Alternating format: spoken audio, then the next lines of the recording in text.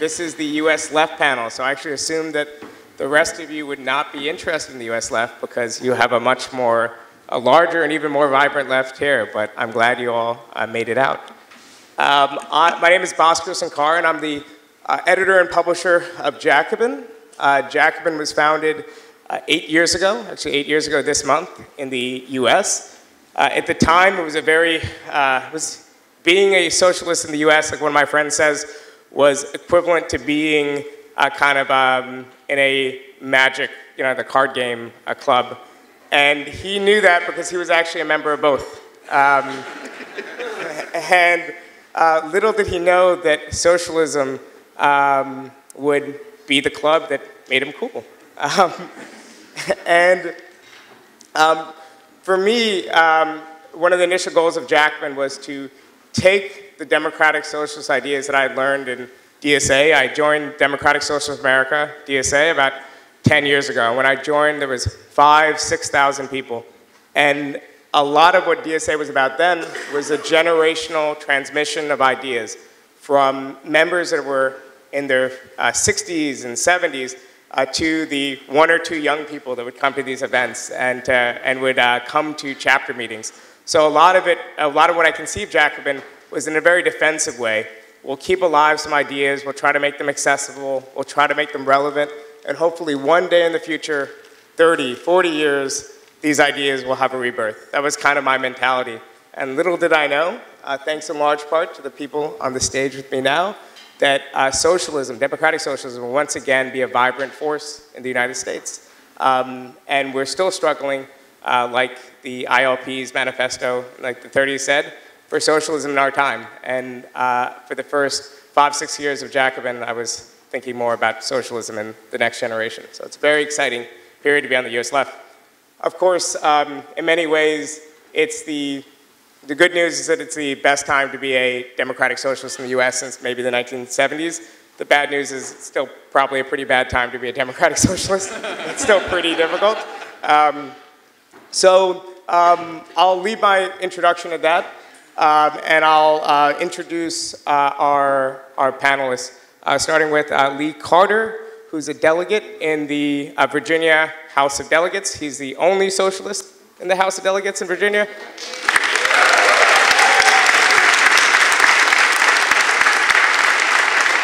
The only socialist ever in the House of Delegates in Virginia. Then there's Julia Salazar, who's fresh off her victory in a primary election.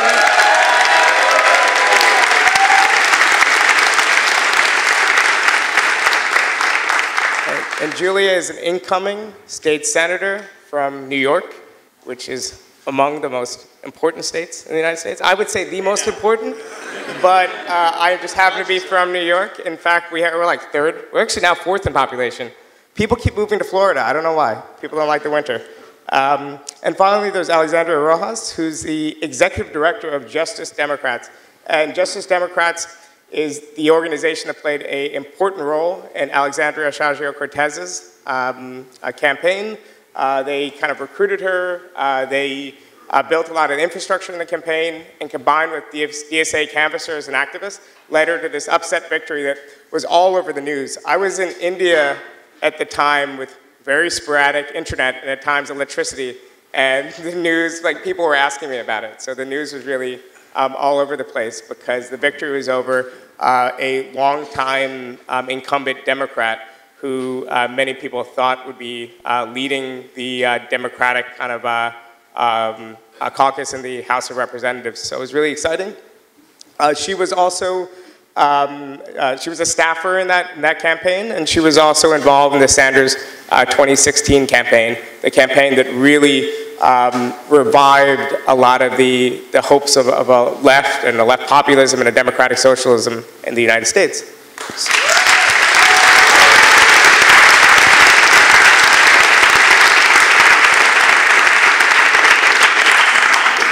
So what I'll do is I'll just pose a few questions to the panelists, and we'll keep their answers short, and we'll open up time for questions and discussions. So the political context in the US, it's not a one-to-one. You know, Sanders isn't Corbyn, and the Labor Party isn't even the new left-wing insurgents running within the Democratic Party. So it's very different. I imagine there'll be a lot of questions, so we'll try to keep it as brief as possible. We only have 3 mics, so we'll have to pass them along, I guess. But to begin with, I was wondering whether everyone could make, I guess maybe starting with Lee, then going in this direction, kind of an introduction about how you first came to maybe the left in general, or democratic socialists, and democratic socialism in particular, in that in the United States, the politicization seems so random because there was really no structures, no organizations to bring us to these ideas. So I think everybody has an unusual story. Yeah, so I'll go ahead and start. One thing to understand about the left in America is that the overwhelming majority of us are recent converts, right? Myself included. I was raised in a small town in North Carolina, and what goes along with that is being raised with some incredibly reactionary views in a lot of cases. It's a very, very common story, and even for people that are on the left, that they were raised one way, and once they reached adulthood and actually got out there and started living their lives, they realized that the way they were raised was just completely divorced from reality.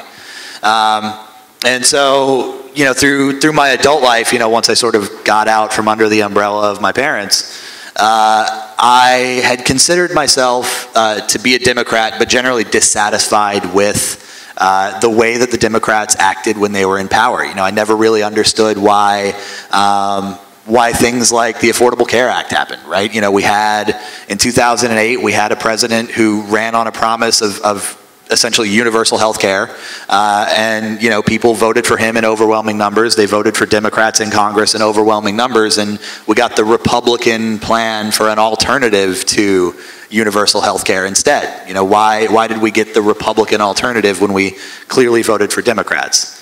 And so I was just sort of dissatisfied, and not really a very political person for a long time. I would argue with people on the internet, but that's about it. I still argue with people on the internet, which I shouldn't because I use my own name.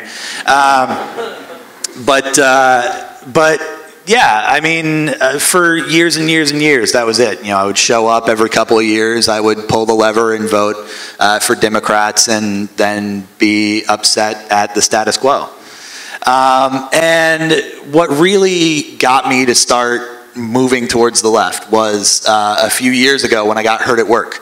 I got an electric shock, and thankfully it didn't stop my heart, but I messed my back up pretty bad pulling away from the panel that shocked me. And the workers' compensation system in Virginia just completely failed. My doctor bills were not paid. My disability was not paid. And in the end, I got fired, and there was absolutely no repercussions whatsoever for my former employer for treating me that way. There still haven't been. Litigation is still pending, but that was 3 years ago. It was the summer of 2015. And it was that experience that got me interested in state-level politics. I said, all right, the workers' compensation system is completely broken. Where do I go to fix that? So I went to delegates and senators in my area, and I said, what are you going to do about workers' comp? And nobody had an answer. I think I had one person actually tell me that they didn't have any polling data on workers' comp. And I don't care. I don't care if you have polling data on it. It's broken, fix it.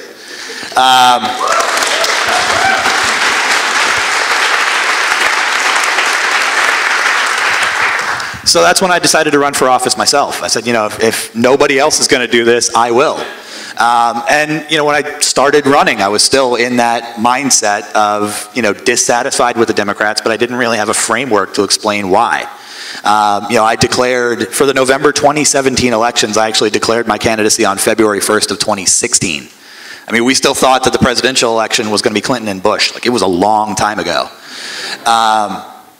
And it was right around that time that the Bernie Sanders campaign was really kicking off. That was really starting to pick up steam.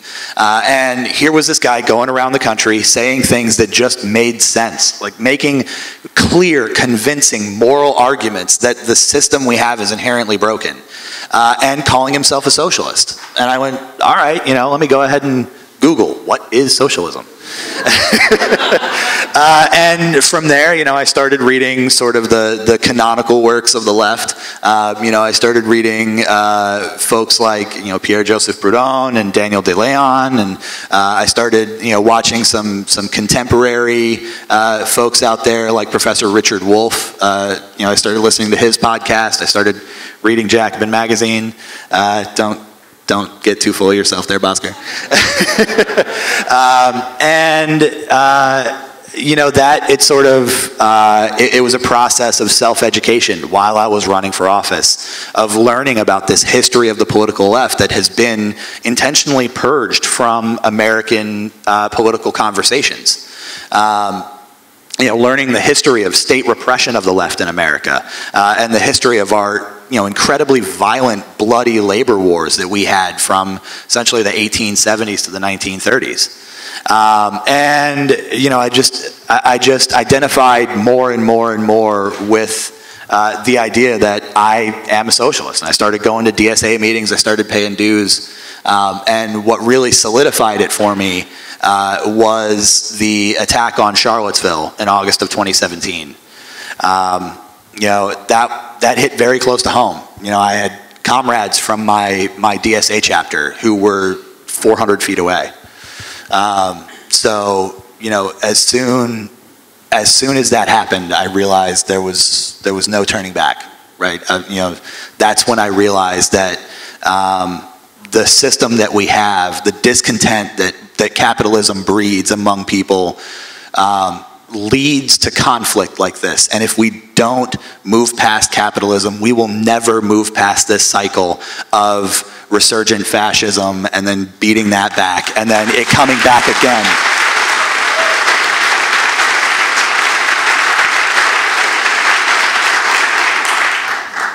And here we are now.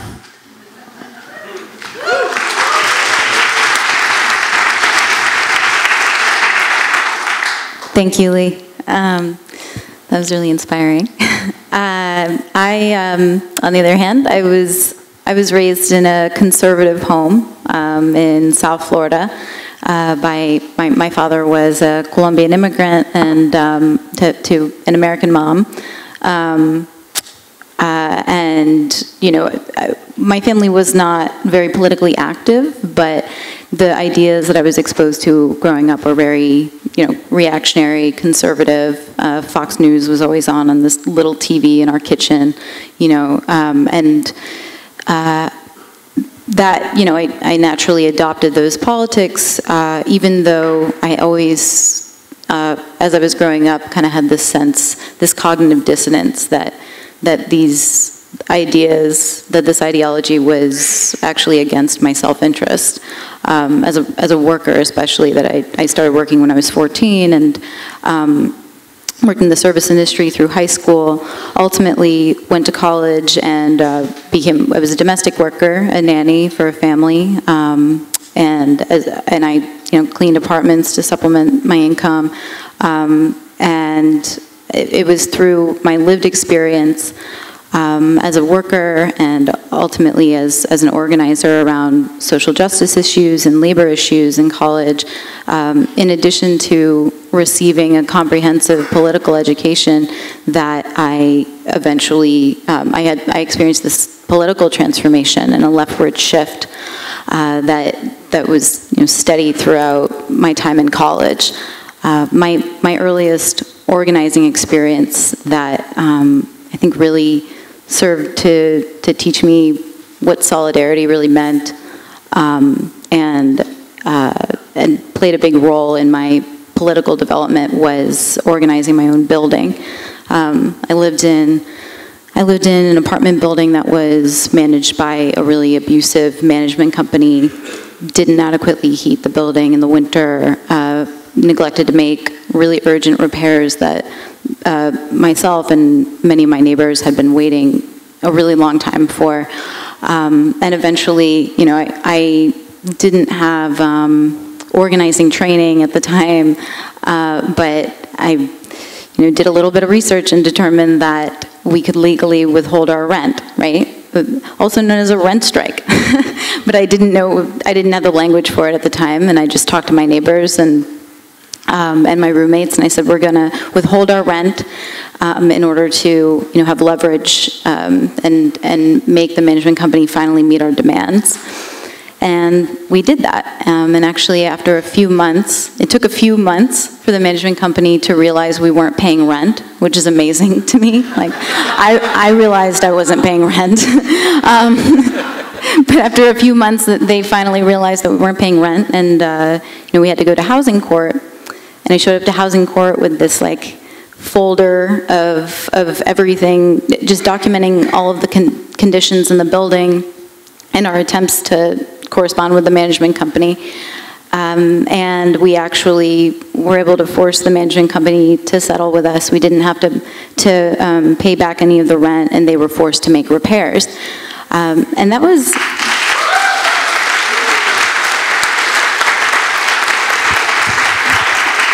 And it may seem small, but it was a huge victory for us. And for me, it was very empowering to see that organizing have a real impact on my life and my neighbors' lives. At the same time, this, of course, was not a systemic change. It was only a matter of months before I was actually forced out of my apartment because we didn't live in a rent-stabilized apartment.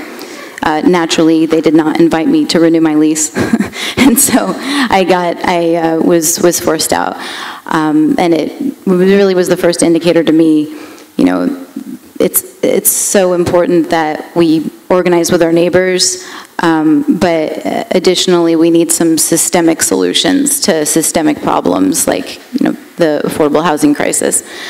And that sort of propelled me into legislative advocacy. By this point, it was around 2014 that I started to, I think, identify as a socialist, but that didn't necessarily have implications in my life at that point. Bhaskar's ego is going to be huge after this panel. I actually was, I was originally connected to the Democratic Socialists of America through Jacobin reading groups in Brooklyn. Really, and that's how I got involved in the DSA. And it was around summer of 2016 that another Democratic Socialist candidate was running in my district in North Brooklyn. Her name is Debbie Medina. She's a Latina tenant organizer running against, the DSA was not very big at the time. This was pre-2016 presidential election, so we hadn't experienced this massive exponential membership boom yet. And so here was a community organizer, tenant organizer, running in South Williamsburg, not taking any real estate money, and running unapologetically as a Democratic Socialist. So I volunteered on her campaign and was really inspired by it. Ultimately, she didn't win against the incumbent, but it was a really valuable campaign for the community and for me personally. And it's what got me involved in the DSA. So I've now been an active member of DSA for a couple years, and it was early, and became involved in other electoral campaigns for Democratic Socialist candidates through DSA. And early this year, I was working full-time as a community organizer, mostly on police accountability and criminal legal reform work. And some friends in the DSA approached me and they said, someone needs to run against Delan, Senator Delan, the incumbent for 16 years. And I just said, yes, someone needs to run against Delan. And they're like, you're not getting it. We'll talk about it. But over the course of a couple of months, a bunch of friends who were, my comrades in DSA and apparently in the same group chat, telling each other, have you asked Julia to run? They persuaded me to run, and I was terrified. And also it was sort of counterintuitive to me because I'd been a legislative advocate. My job was really to agitate legislators, but here I was finding myself potentially on the other side. But it was a really important moment. I knew it was a winnable race, and I knew the importance of us finally getting socialists elected to office, and that's how I ended up running. To fast forward, because I can talk more about the campaign in a bit, perhaps, but we mobilized thousands of people and ultimately won the Democratic primary and are sending a socialist to the state Senate for the first time in, I think, like 100 years almost.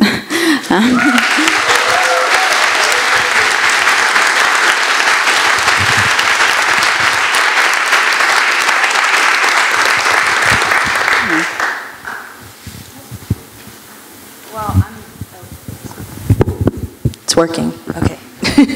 Well, I'm so inspired to be on the panel with these elected and soon-to-be elected socialists, which is pretty crazy. My story is pretty straightforward. Bernie, 2016.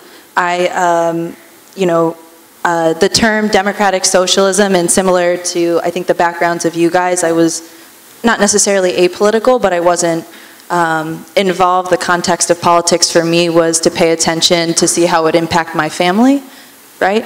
That was sort of my frame of reference. It was a lot more cynical. And it wasn't until I got involved with Bernie that I, even heard those terms. It just wasn't something that was in my frame of reference. And I think, I think that's most people, at least in America, right? It's very different than over here, where I feel like democratic socialism seems to be very much in the mainstream. And so the fact that even the past 2 years, we've come so far as to even be invited to be here is massive for the United States. And so I think that's sort of the beautiful part about our movement, is that we're able to sort of understand these things, like the things that I care about is that every person, every child, every man, every woman in America, but obviously across the world, has the basic needs met, right, at a bare minimum. And that's something that you don't necessarily need to provide an ism or a term for. It's just something that you want and you strive for. And so that's sort of how I came into democratic socialism. My background prior to 2016 was working full-time, going to school full-time, working multiple jobs, and I coincidentally at the time wasn't able to afford to go to the university that I wanted. As you guys have probably heard from abroad, the US university system isn't very fair. And I heard Bernie speak in really plain and simple terms to the values and things that I cared about.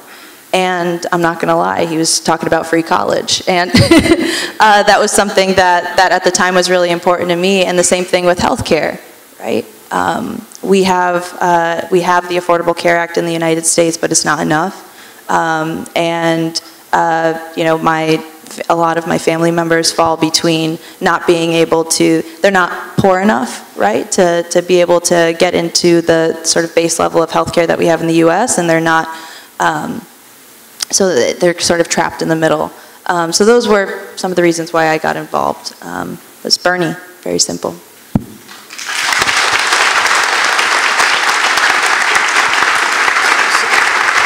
So just a brief follow-up, I guess especially for Julia and Lee.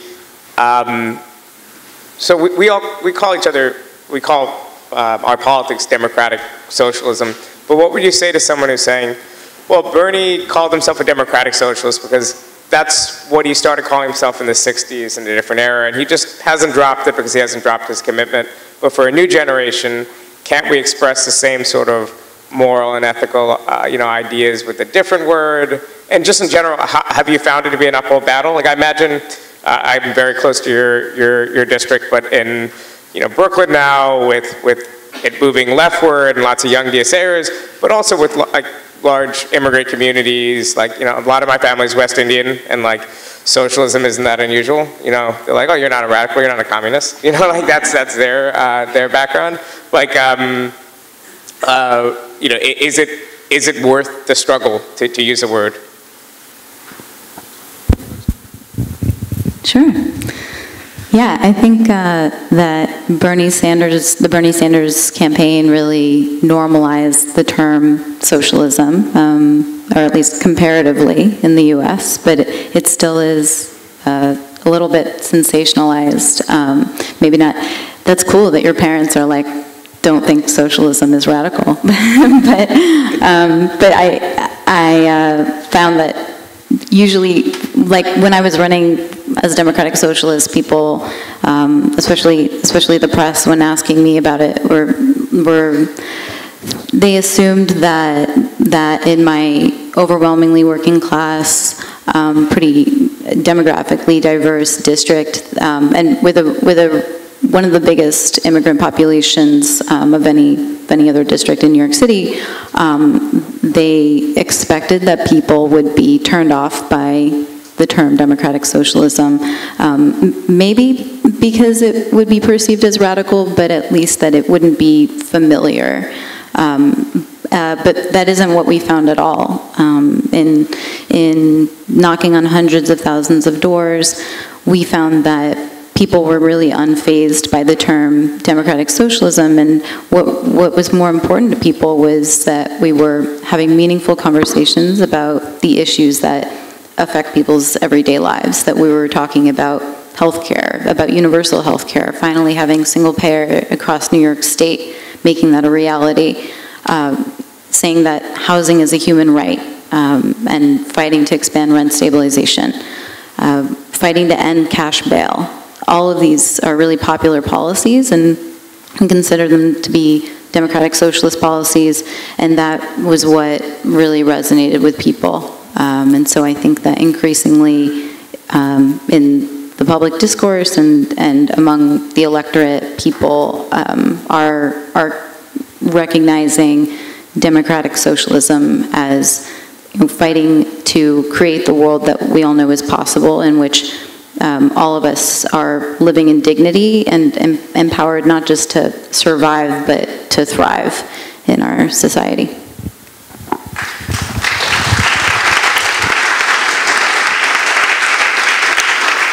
Yeah, when I was out there campaigning, I wasn't going out there and saying a vote for Lee Carter is a vote for socialism. I talked about the issues that matter to people. I told them my story of why I decided to run for office, and I said, I'm not going to stop fighting until the Commonwealth of Virginia is a place where wealth is actually common, until everyone can live and work and not have to worry about how they're going to pay the rent, not have to worry about how they're going to put food on the table, not have to worry about whether or not they can see a doctor, and not have to worry about whether or not they're going to be discriminated against. And that really resonated with people. At the same time, I had to make the decision to join DSA while I was already running for office. And I decided when I started paying dues, I was like, if you're to the left of Barry Goldwater, they're going to call you Joseph Stalin anyway, right? I didn't know how literal that was going to be. My opponent sent a mailer to 11,000 homes with Marx, Engels, Lenin, Stalin, Mao, and Carter, talking about...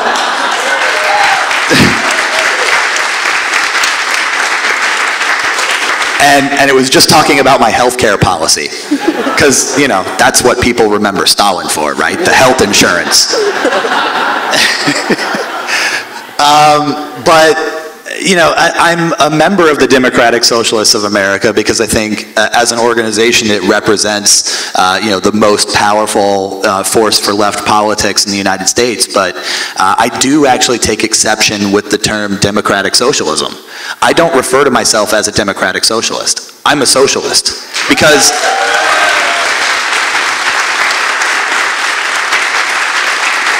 Because if it's not democratic, it's not socialism.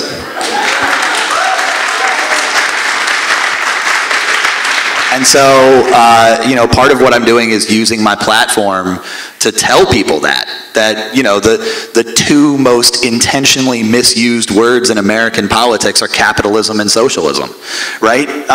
Even people that describe themselves as capitalists, that vigorously defend capitalism as an institution, you ask them to define it and they just go, freedom? right? You know, they don't. People can't define what capitalism is. And if you can't define what capitalism is, then of course you can't define what an anti-capitalist movement is. You don't know what we oppose. So a large part of what I'm doing is educating people on what exactly these terms mean, because I had to educate myself on it. That's great.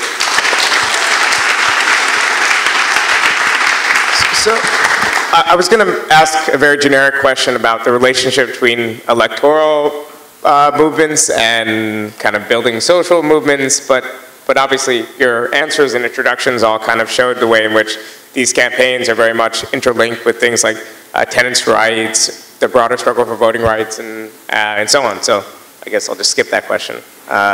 You could thank me for the 10 minutes of your life after. Your politicization, a lot of it was through the 2016 Bernie Sanders campaign, and a lot of us are obviously looking ahead to 2020. We don't know who will be running, but let's say if Bernie does run, what do you think they're the same? Will have the same energy? Like, do you think it'll be like it felt like the beginning of his campaign, things started off slowly because of his low name recognition, because people were still trying to, he wasn't getting media coverage, people were still trying to figure out who he was, but by the middle and end of the primary season, you know, he was winning, and he just kind of ran out of time, but there was, I think that a really big expansion. Do you, I mean, what do you think a 2020 campaign from Sanders would look like? Do you think we should even be, like, is there alternatives to Sanders in that race? I just wanted to throw that out there. Yeah, sure. I mean, I think my hope is that, yes, I think that right now, you know, the whole reason why I'm even involved, and I know that dozens of other organizers that worked on the Sanders campaign that eventually, you know, helped out Alexandria Ocasio, a lot of us were activated and are continued to energized by the vision that he painted for us.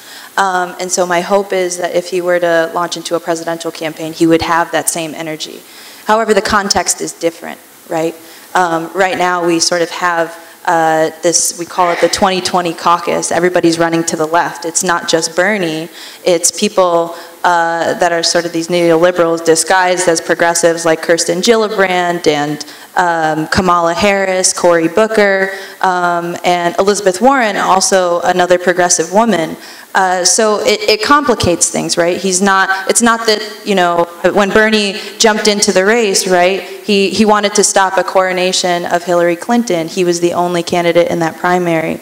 I still think that he is the furthest left candidate out of all of those candidates, right? And I think that's my hope. But I think we should kind of pay attention to races like Alexandria's, right? And if you guys have watched some of the other midterm congressional elections that we have going on right now, with some of the first Muslim women being elected to Congress with Ilhan Omar and Rashida Tlaib.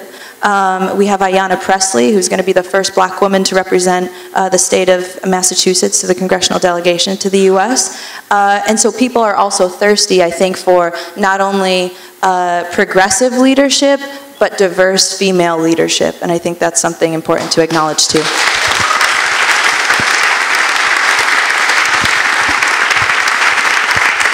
Do you two have any thoughts on 2020? I know everyone on the stage, you three are all under 35, so we can't draft any of them into and don't put that evil on me. Yeah. Like, don't do that. No, I mean, I think you know, the American presidential election every 4 years it's the big sexy thing that everyone pays attention to, but you know, ultimately it's not where our most important organizing work is. You know, just throwing it out there, I think if Bernie can get through the primary, he would win the general. I mean, that's the challenge for the left in America. You know, if you're doing any electoral work, the big challenge is getting to a general election and not having a centrist Democrat to play spoiler.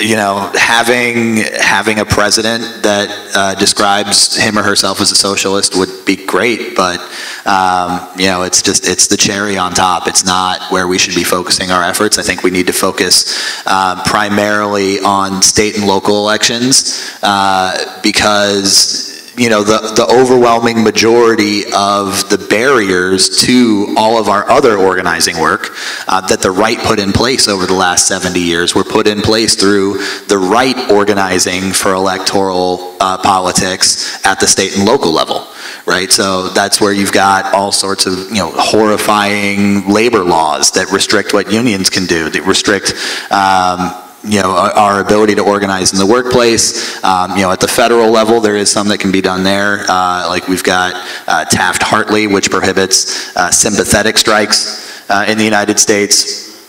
You know, there are all sorts of things that we need to do to just lift the barriers to the rest of our organizing work. But we can't see electoral as the only thing. Like electoral, I feel, should be viewed as sort of a power-up for our movement, not the be-all, end-all.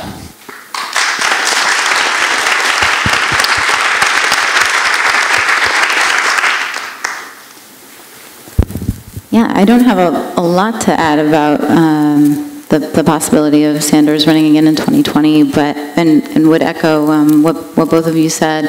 I think Bernie doesn't seem to be running out of steam, so my assessment is I think it's likely that he'll run in 2020. I think my concern is that I'm not seeing the institution of the Democratic Party changing and really being self-critical and assessing, you know, the outcome of the 2016 election and rallying forces behind Sanders or a candidate like Sanders in 2020. I'm thinking about when Alexandria Ocasio-Cortez won her primary, that Nancy Pelosi commented on it and said something like, basically that it was a fluke, that this is not a trend within the party or otherwise. They seem to really be in denial about what the electorate wants and about the tides changing, and that concerns me when we're talking about the potential for a Democratic Socialist, Sanders or otherwise, winning a Democratic primary. So you mentioned the question of the Democratic Party, and I guess this would be the last question for Q&A, but I think it might be worth introducing for an international audience a bit of the controversy or the debate around the Democratic Party, and maybe having you three briefly kind of say where your strategy fits in. So basically, the Democratic Party, the US doesn't really have a party system like you have almost anywhere else in the world. I became a Democrat when I was 18. I registered as a Democrat when I was 18. I'd been a socialist since I was like 14 or 15. You know, so by then, of course, I was a grizzled veteran of the movement. I thought I knew, you know, just about anything. But the way I became a Democrat was I got my driver's license for the first time, and at the DMV, you check, do you want to register to vote? Of course, it's a question because they want you to just skip that part of the questionnaire because they don't actually want you to vote. So you have to check yes, affirmatively state you want to be registered to vote. Then the next check is, do you want to register in as a Democrat, as a Republican, as an independent, as a Green? I registered as a Democrat because if I wanted to vote for candidates in New York like Julia, I had to do it in the Democratic Party. The only competitive elections were these Democratic Party primaries, and I didn't want to just skip, you know, voting, even if the options back then were not very good. Since then, I've spent most of the last 10 years attacking the Democratic Party and its leaderships. They cannot censor me, they can't expel me, they have no relationship to me because even though I vote in most Democratic Party primaries, I do so through the state, not the party. In other words, I go to state-run elections every November or every September. Like yours was on a Thursday. Like they move around the dates partially because, you know, low turnout is good for the elite. And part of this diffusion means that nobody has ever paid dues to the Democratic Party. No one has ever been a member of the Democratic Party. Instead, we're just registered voters who vote in certain primaries. And that has led a lot of people to believe that these are just ballot lines. These are empty vessels that we could just take over.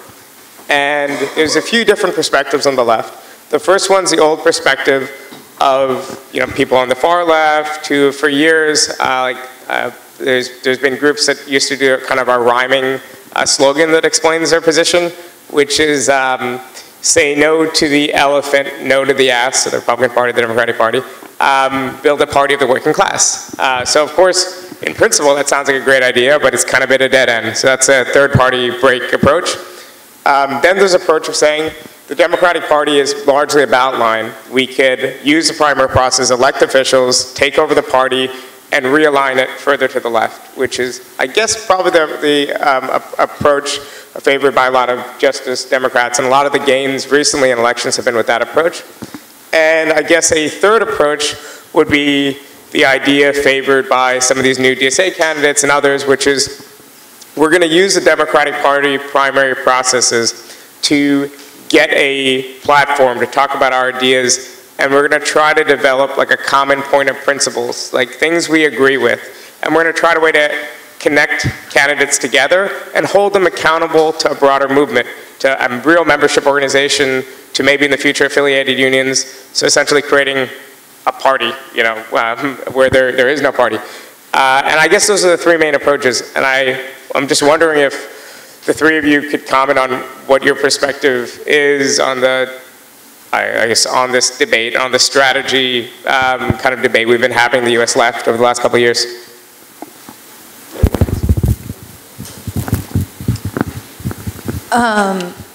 So the question of if we can take it over, and I guess I look at it as can we transform it? And I think the sort of second point and the third point are kind of interconnected. I don't think that you can take it over without doing this massive overhaul, which essentially does create a new party, except you're kind of taking over how you actually get there, right? And I think the sort of two-party paradigm model, which is a current American political system, just makes it really, really hard. And for myself and our organization, a lot of us, we agree and we champion a lot of, even the same platform as someone like the Green Party. It's just been massively difficult to run that at a national level, right? And so I just see that at the end of the day, we want this sort of vision of America, right, where everybody has health care, everybody has food on the table, everybody that wants to work can work, right? Sort of this progressive vision of where we want to go. And we need to do that as soon as possible because we have no time, right? And so the fastest way that we see at Justice Democrats to do that is by just using it as a vehicle to get people into office. So Alexandria Ocasio-Cortez is a Democratic Socialist. And with her, and I think alongside, she's also a Justice Democrat, they're movement candidates. She's running alongside hundreds of other at this point, now that we're past the primaries, we have about 23 going into the general election that are running on the same platform. But it's not just one, right? Every time she gets on the national stage, she's talking about our platform, but she's also talking about the other candidates. And like I mentioned before, we're seeing candidates like Ilhan Omar and Ayanna Pressley and sort of all of these other really, really exciting, new, diverse female leaders sort of emerging out of this movement. And so although it's a slow process in the US, we don't have sort of a parliamentary system, a very democratic system, unfortunately. We do have the ability to put candidates like her on the national platform and shift the conversation through competitive primaries. And so that's absolutely a strategy that we're going to continue to use, especially in 2020. And I think 2019 is really important for some of these new legislators to continue to build up that platform. And luckily we're all young, so we know how to use the internet. And we can reach millions of people, right? We saw during the Bernie campaign, right? He didn't win, but he made single payer part of the national conversation in the United States. And right now you have Alexandria and organizations like ours that are calling for the abolishment of immigrations and customs enforcement. We're talking about a federal jobs guarantee. Tuition-free public college is actually the cancellation of student debt, which we're over easily $2 trillion at this point in the U.S. So it's slow, just in the sense of that sometimes these electoral wins don't necessarily translate to actually having a seat at power, but us just being there is so absolutely critical. And again, I just emphasize the sense of urgency of needing to address things like climate change and our pending economic crisis that's going to happen again. And I think that's why we're so focused on the federal level in order to turn these things around as soon as we possibly can, before it's too late.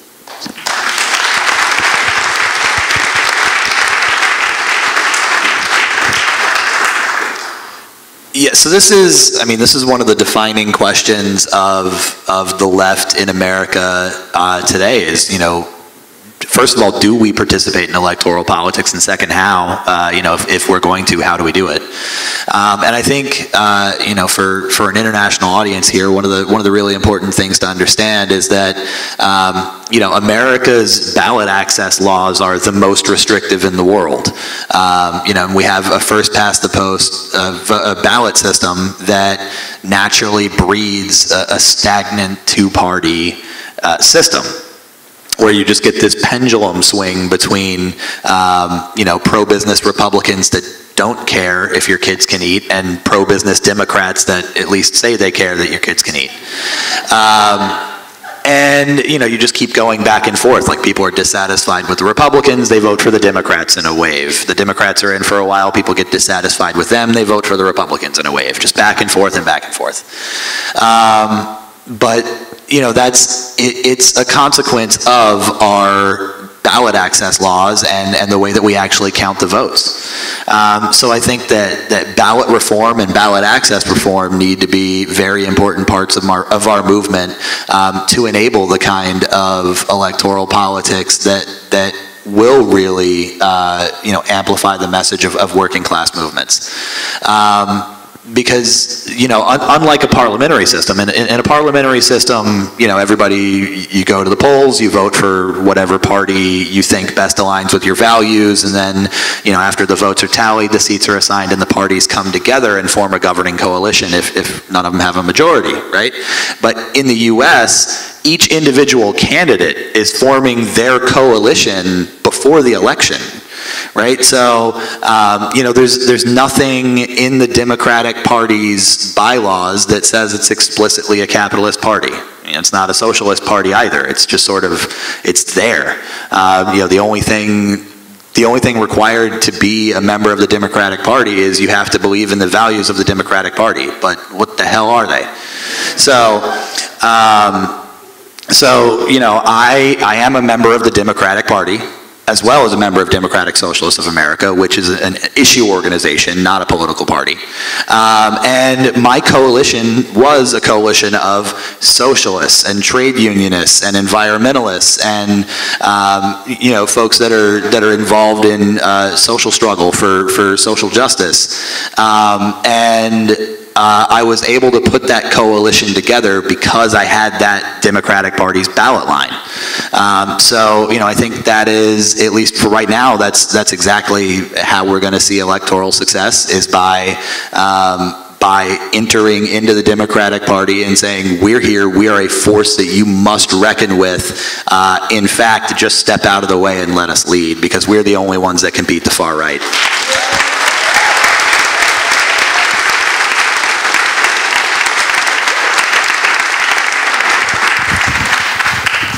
Yeah, I think on the question of our relationship as socialists to the Democratic Party, it's really a question of what are our long-term goals, and to me, first and foremost, it's to empower the working class, to take back what has been stolen from us by the ultra-rich, by the 1%, and also to, these are long-term goals, but to dismantle capitalism.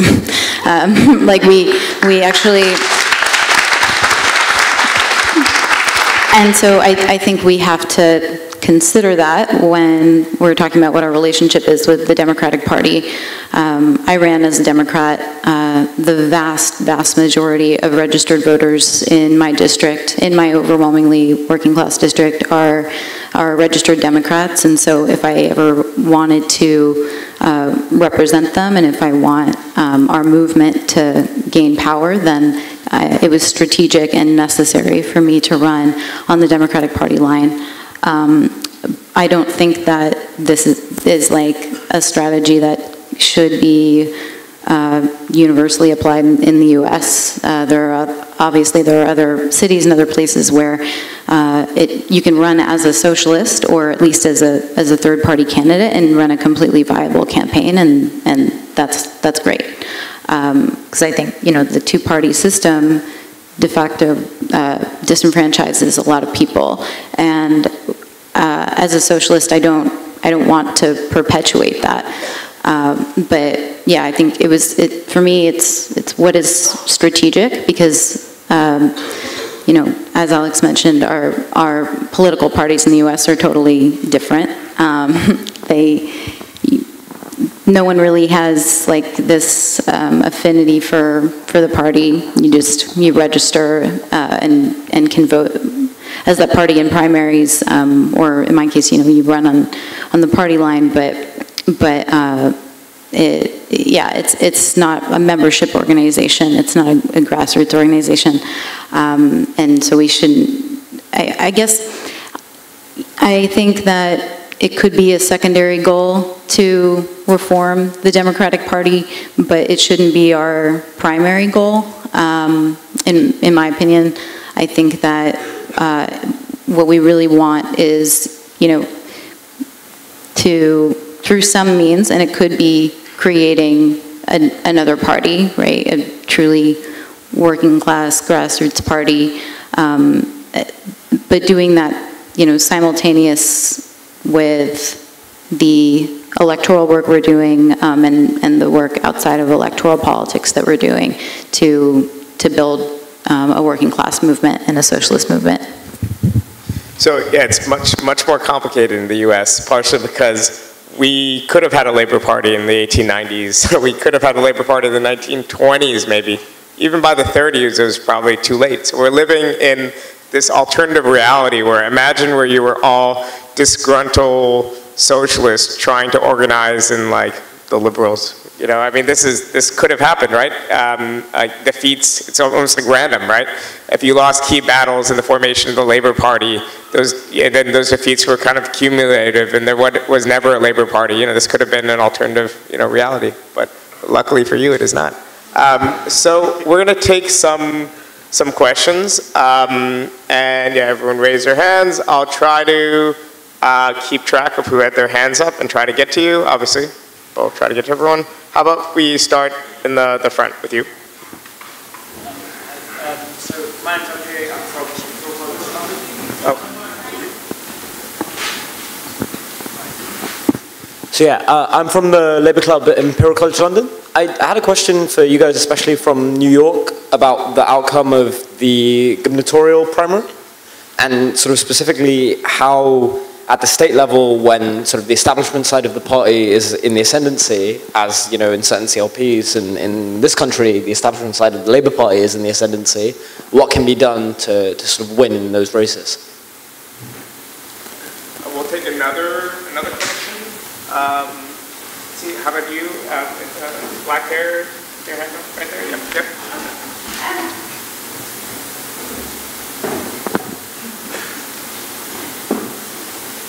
Thanks. I question what you say when you say that we've had it easy. We haven't had it easy. I mean, you could say maybe in the 60s, it was easy, or 1945, there was an opportunity, but there has been no opportunity to have somebody like Jeremy Corbyn for, 40 years. Any left candidate's been knocked down, and it's just a series of fortunate coincidences. The one person, one vote, which was meant to cull the unions. So I think that maybe you're thinking of Europe more, because we have a two-party system here. It's basically Labour or Conservative.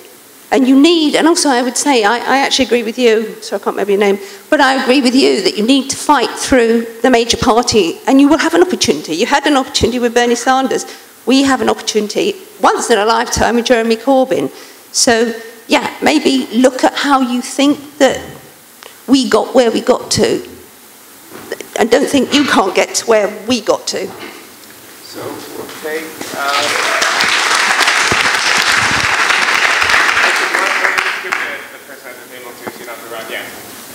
Then we'll get the people on that side. Hiya. Right. Two things. Firstly, just how difficult is it to be a socialist in America, and do you get any overt or covert pressure from your so-called security forces? And America's got military bases in about 200 countries in the world. What do the people of America think of that? All right. Should we take those answers and we'll do another couple rounds? Yeah.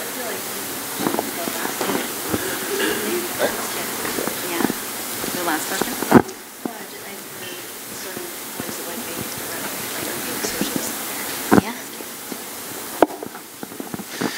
Yeah, so I want to address that last one first, you know, what it's like being a socialist in the United States.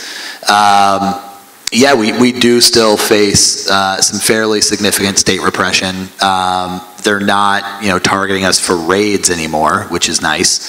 But, you know, whenever there's a conflict with fascists, you know, socialists show up and we put our bodies on the line and we stand in between the fascists and the people of whatever community they're descending upon.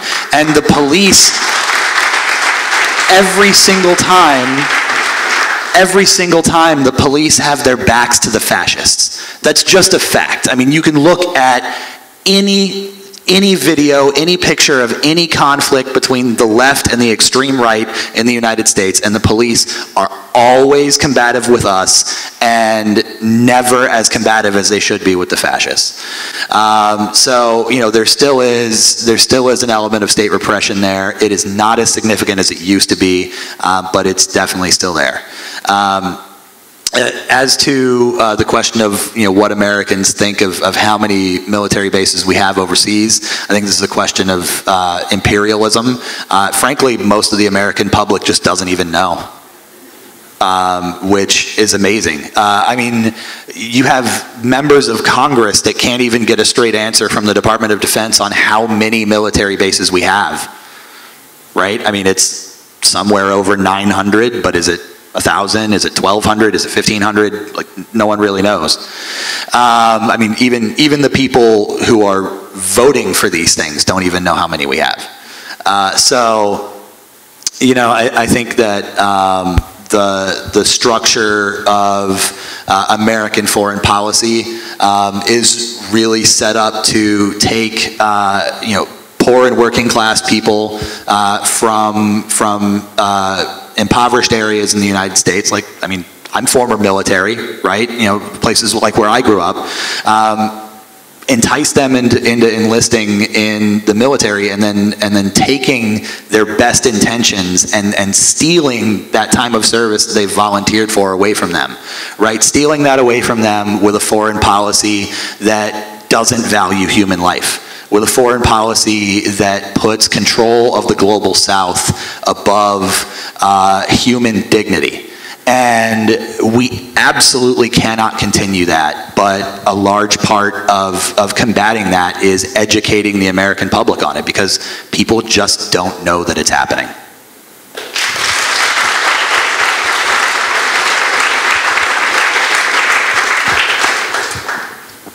There was a question about New York. Yeah. Well, actually, the first question I would love to hear it again. The one that was specifically addressed to New York.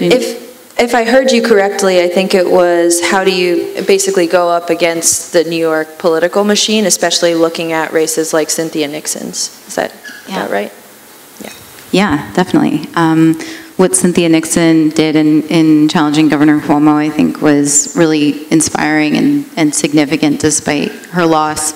I ran against a machine Democrat, someone who really whose entire career was political career was owed to the Kings County, the Brooklyn Democratic County machine, or at least the vestiges of a machine. He was a 16-year incumbent, and he used every tactic possible to try to make sure that not only that I wouldn't win the election, but actually that voters wouldn't even have a choice. What they typically do, they'll challenge your petition signatures as part of the process for running for office. We have to gather a certain number, like 1,000 petition signatures from, in my case, from registered Democrats. We actually gathered over 4,000 signatures in our petitioning process, so he didn't try to throw me off the ballot on the grounds of petition signatures, but my opponent tried to throw me off the ballot on like a baseless claim of not qualifying for residency, the residency requirement. And you know, it's a tactic to just try to get me to drop out of the race so that it won't be a competitive election, that voters won't have a choice. Ultimately, he appealed. He did everything he could to you know, try to get me thrown off the ballot on the basis of residency. And I mention this because in the trial, actually the person who was the chair of the Democratic County Committee in Brooklyn was present and helping, just actively, overtly helping my opponent's lawyer. So that's like what we're dealing with when we're facing a machine candidate, somebody who's backed by the party establishment. Nonetheless, we prevailed and got 59% of the vote and saw unprecedented voter turnout. I think that's actually the key. It's you want to engage as many people as possible who are, as a result of the machine, excluded, you know, from the electoral process, and then therefore from the legislative process. We want to bring as many of those people in as possible. Makes for a more democratic election, of course, and you know, vastly increases turnout, so that you know, improves our odds of getting elected, and simultaneously achieves our goal of engaging as many people in the political process as possible. And that's, I mean, in my experience, that's how you defeat the machine.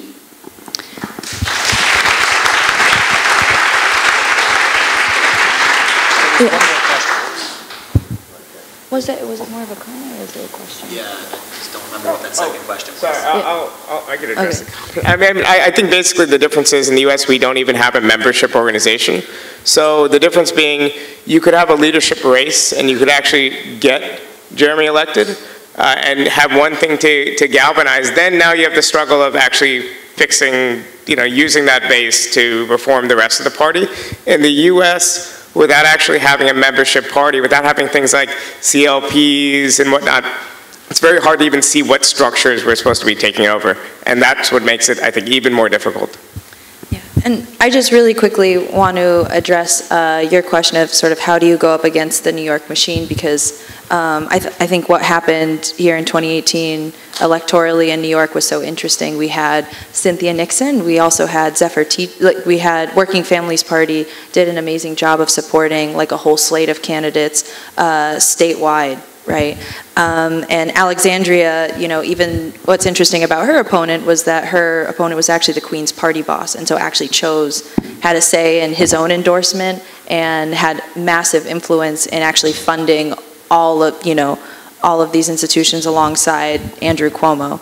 And I think just fundamentally through every election where I think as progressives, as democratic socialists, we're going to be outspent, right? And I think one difference that's really unique in America is we have this horse race, we have this two-party system, and massive millions and millions amounts of money going into not just national federal races, but races like Julia's and races like Cynthia Nixon's. And I think the only way to defeat big money is through big organizing and massively mobilizing your neighbors and your community members and utilizing some of the most effective digital tools possible. And I think that's how we win, is not only leaning into our integrity and running on our values and the vision of America that we know the majority of Americans support, but it's also doing the work, right? like not just writing checks to go on TV.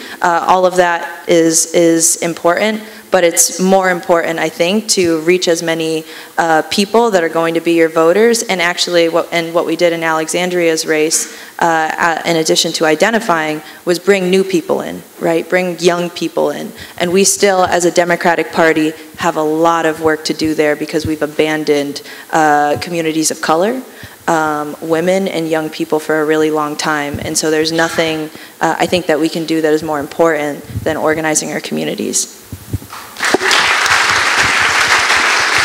So we'll take a couple more questions, maybe from those three people right there. So I'm trying to avoid the walking. We won't get to every question. I'll try to end 5 minutes early, so maybe you get a chance to talk to the speakers for a few minutes before everyone has to clear out for the next event. So AJ Mahal came to the Young Labour conference yesterday, and I heard him speaking. He was talking about how he wants to form a Labour Party in the US, and you were talking earlier about how it was kind of a missed opportunity in the 1800s and 1920s, but why not now? I mean, capitalism is in a crisis. Everybody's dissatisfied with, well, a lot of people are dissatisfied with the two main parties. Why not make your own version of a Labour Party? I think it would appeal to a lot of people, like a lot of the Trump supporters, the white working class Trump supporters. I think they could be turned on by their own version of a Labour Party, as well as women, working people, because instead of having ethnic divides or whatever, you have a class divide, and everyone can relate more to that because we're all working class. If you're not living off the land, if you're not an aristocrat or Hillary Clinton, you are working class. So why not do it? So I'm going to lean into, I think what I said before, personally for me, is that the sense of urgency to change things as quickly as possible is right now.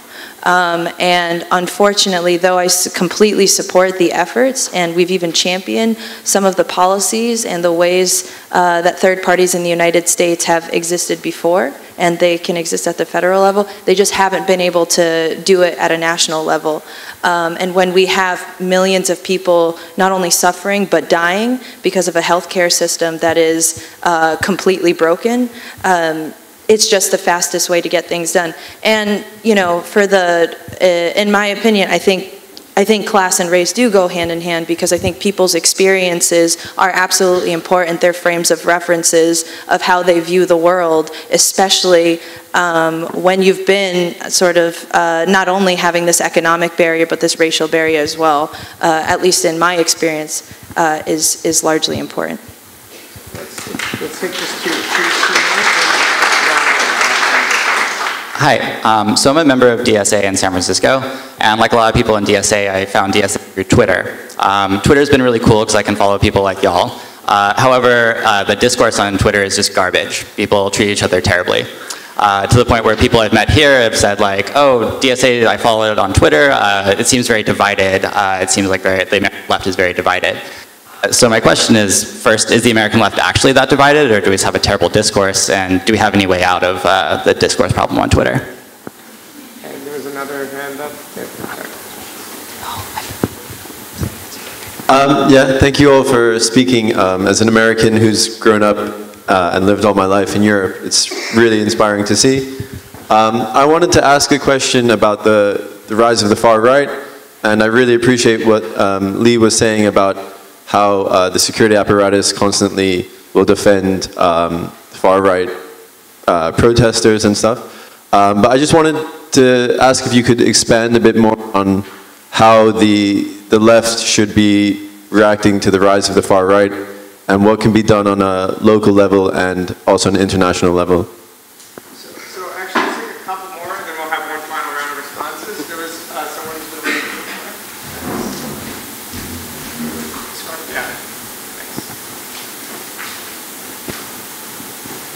Are any of you working with the Poor People's Campaign led by the Reverend William Barber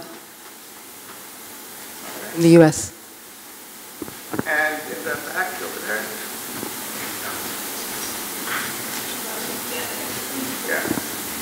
Hi, this is mainly a question for Julia, but if the other panelists also want to weigh in, that would be great.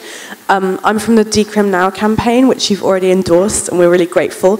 We're a campaign for sex worker rights and safety and decriminalisation, and we were so happy and inspired to see you run on a platform of the decriminalisation of sex work, and to not hide from that, and to really make it part of your platform.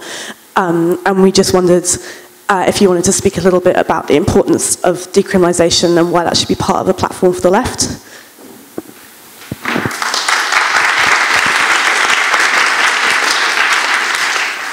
I guess we'll just have to do a final round there. Do you anyone need to recap the questions, or all set? All right, so I want to tackle a couple of questions from over here. So first of all, is the left really that divided in America? You put 100 American socialists in a room, you're going to have 100 new socialist parties in 2 hours or less. I mean, it's just the nature of the left, right? I mean, this has been a constant struggle for us for hundreds of years. We give into sectarian infighting, and we tear ourselves apart. I mean, we always have, and we need to resist that urge. You know, we need to make sure that we are standing in solidarity with those of other leftist tendencies to combat the far right. This gets into your question. And I use the term combat the far right very intentionally, right? I mean, when you're looking at fascists, it's important to understand that fascists don't organize because they like the sound of their own voices. They organize with a goal in mind, and that goal is violence.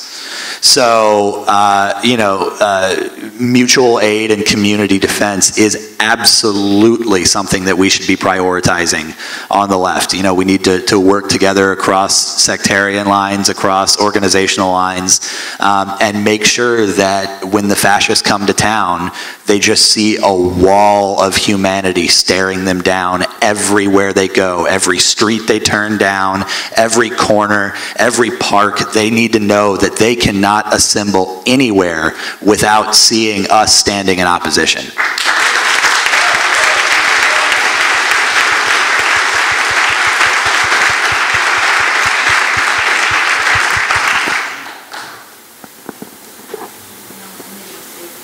It's all right. It's all right. Yeah. It can be corrected.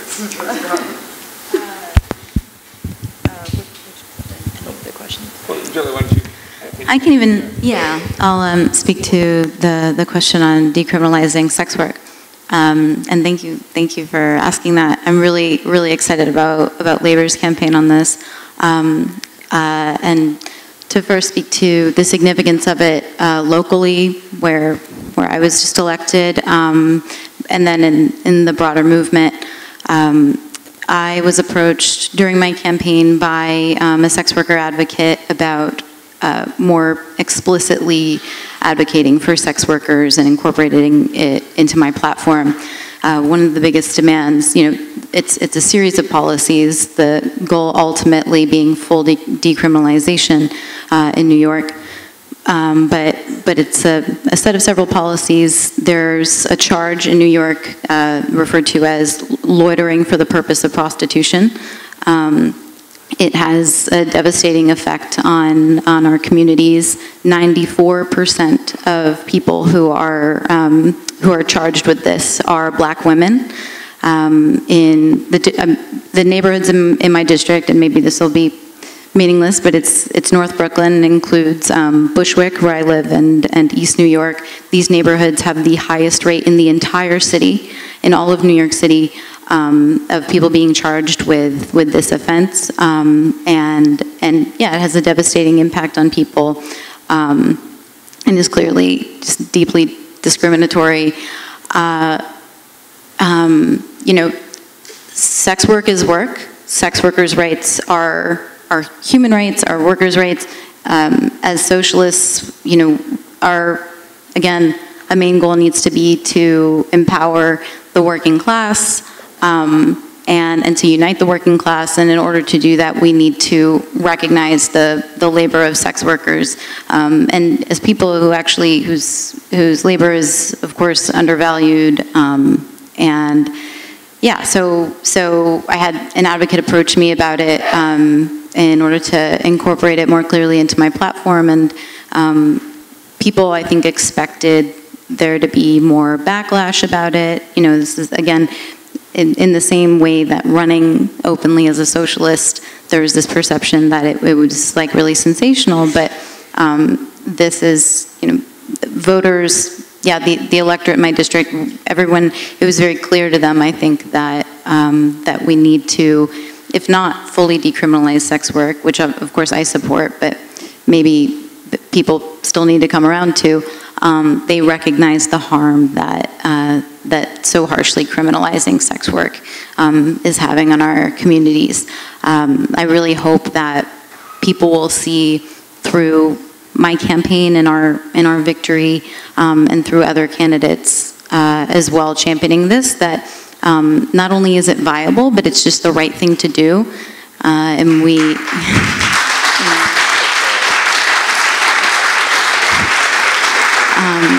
It's the right thing to do, and anybody who is running as a socialist should take this up as an issue, and in order to normalize it, and you know, further support the movement for decriminalization internationally.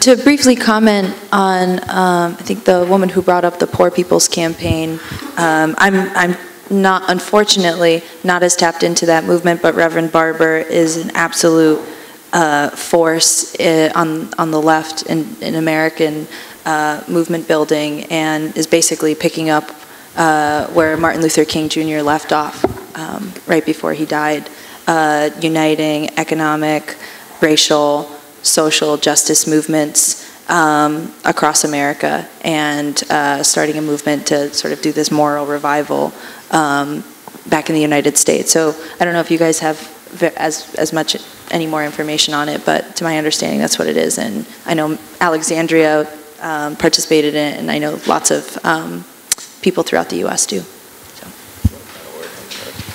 Well, let's have a round of applause for our speakers. They came a long way and they did great.